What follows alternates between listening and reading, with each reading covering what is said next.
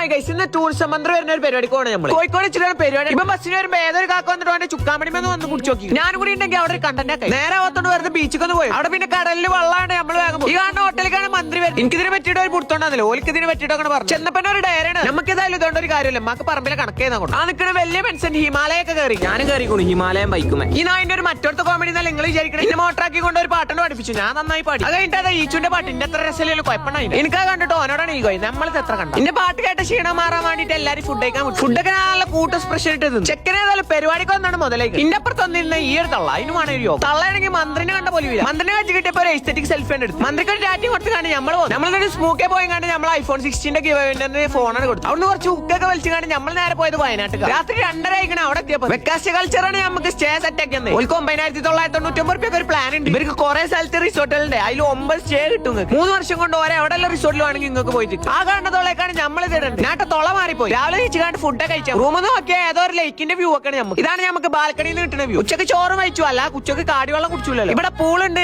Pool നോക്കിയാൽ നല്ല view ഉണ്ട്. ബാക്കി നാളെ